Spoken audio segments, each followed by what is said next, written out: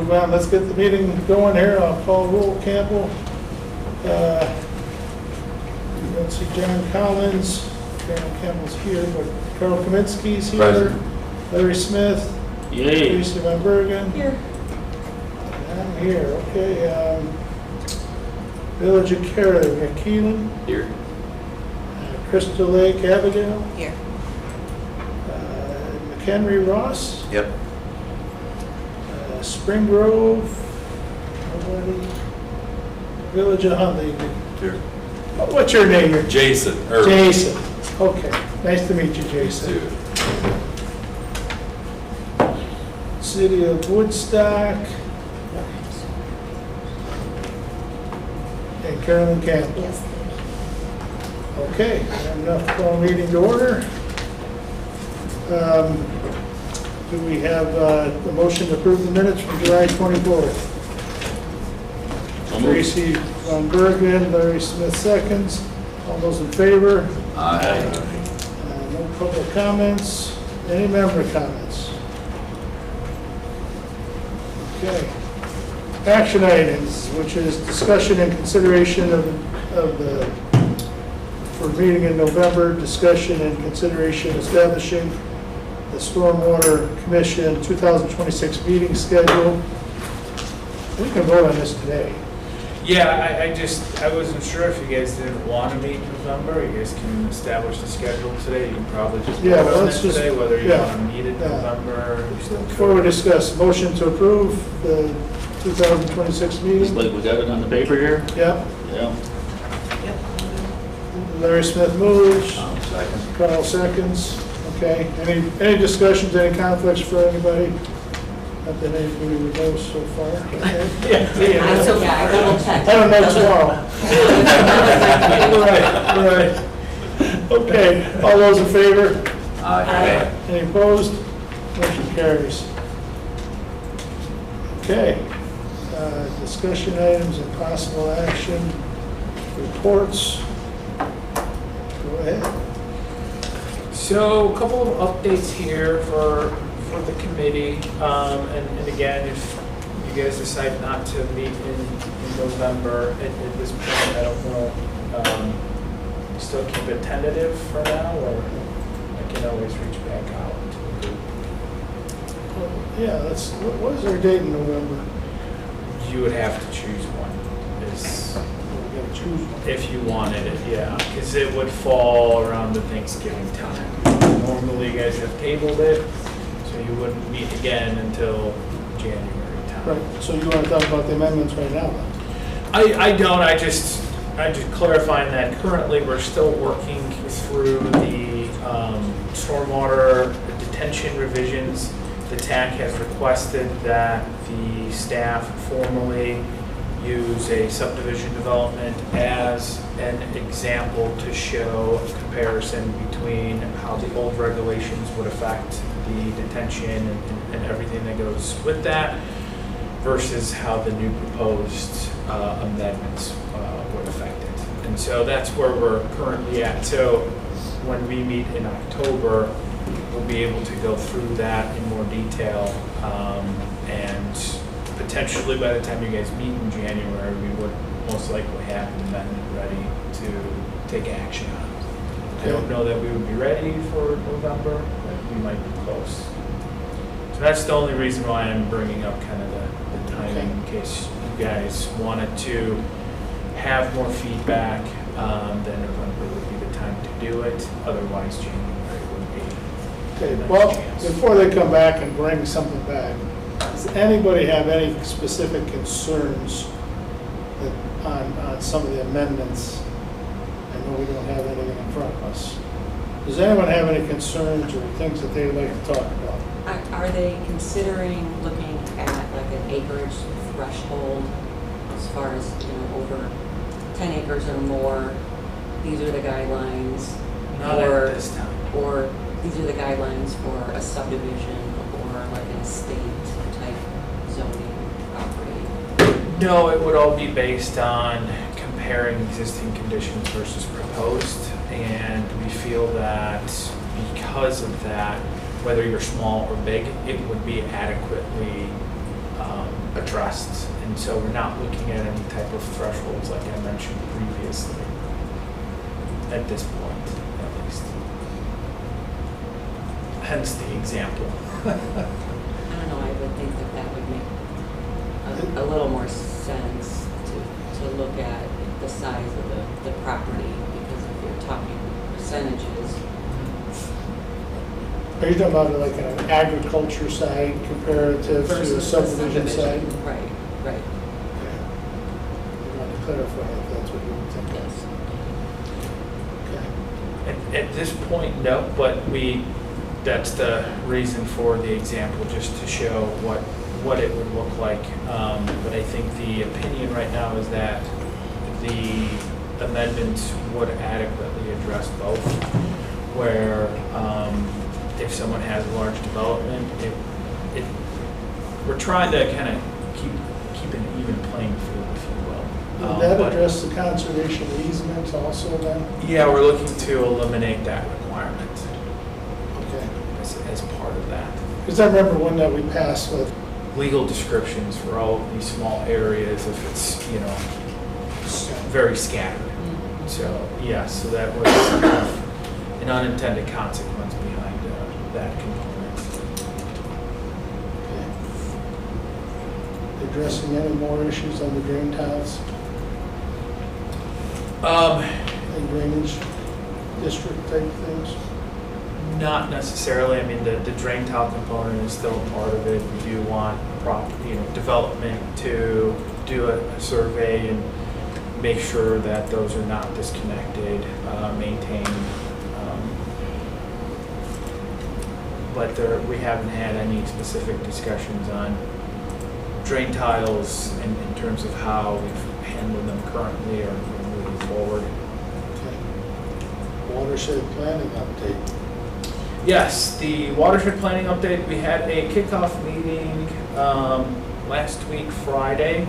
So we're in the early stages of that, and we're at the point where we're moving. Our next meeting is going to be in late October. We're hoping to have a full map of the Kishwaukee River watershed, so that's the first one we're looking to move forward with. And we'll know our miles of streams and most of the idea of the amount of work that's going to go into a lot of that. So we'll probably have something really robust for you guys in January. Okay. Results from the MS4 permit visit So, from the IEPA? yeah, they liked what we were doing. There was no really issues that they had brought up. A lot of the discussion turned towards the new MS4 permitting. So as part of the email that went out, we sent you guys a link, which I have here, to a document that's kind of in a constant update from Lake County. Their staff has taken it upon themselves to kind of keep a running update and taken the old permit and then they provide red line for the changes essentially. And a lot of the comments that came out of that meeting was they just want us to keep track of more detailed information. So when we host an event, how many people attended, that type of stuff. We're still working through this. And trying to factor in, the consequences on the county, but municipalities also, you guys now have a copy to this. Feel free to use it for your own needs to figure out how it's going to impact you. And then Scott and myself are looking to attend a meeting in October, more in-depth meeting in October in Lake County regarding this as well. So hopefully we'll be able to give you guys an idea of what the impacts are going to be, but some of the highlights are that at any MS4 community, municipalities included, we will need to do inspections on our facilities. So quarterly inspections, one dry weather, one wet weather, anywhere there's operation. So even if if there's land that a municipality or a county might own where there's no, it's just nothing really going on, you wouldn't necessarily need to do it there. But for like this building, the sheriff's garage, those type of areas, Valley High, we will need to do some more inspections related to those facilities. And that's kind of the main change behind it. Carolyn? So does that mean, are you picking, do you have to do, you don't have to do all of them, right? You just have to pick the ones that might have issues, or are you doing all? That's part of some of the questions that are being asked. That's why it's a running document here, and I didn't want to print it for you guys. I'd rather give you the link. But yes, so one of the examples that was provided was like if you have a property, like a municipality, if you have a water property that has a water tower, you might not really have any operations or facilities going on there, so that could be one that maybe can be excluded from those inspections. But if you're doing maintenance there on a regular basis and kind of have activity, then you probably will need to have some type of inspections. So we've got an idea of what we would need to do and somewhat of a game plan. So our biggest one is our DOT and their facilities. So they're in the process of relooking at what we were doing in the past. There was a list of areas to inspect. So we're re-looking and re-evaluating that. The folks that put that list together are no longer part of staff. So it wasn't clear to us what kind of criteria was used to select those areas. So there could be a potential for reduction in some areas and an increase in others. So as we develop that, we'll provide more information. And that's one of the reasons we're looking to incorporate the cartograph system within staff so that we can keep track of these and hopefully limit additional staff that will be needed for all of these additional inspections. Do we have one, or do we just work off of theirs? For, like, this guidelines or It would be the same MS4 permit across the state. So what you're looking at would be the original MS4 permit. This is just Lake County's attempt to update what they're asking right, for. There you right. go. And that's why it's a working document. We also Yeah. wanted to give them credit for the work that they're doing. But that's why it's a working document. They're tweaking and making slight changes. Maybe interpretations that they've made aren't valid. And a lot of that is minor stuff. The main things we feel like we have a handle on. But there's language in there that says you need to inspect all catch basins. We don't think the intent is that even a municipality would be able to go out and inspect all catch basins. So it's those type of things that are kind of continuing to get updated and more clarity that is being provided. Okay. Anybody else? All right. Now with this elections on municipal seats.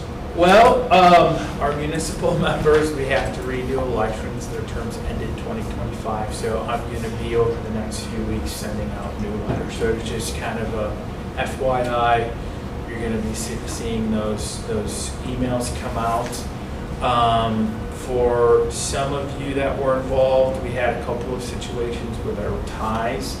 So we're just following the clerk's office on the tie would be broken.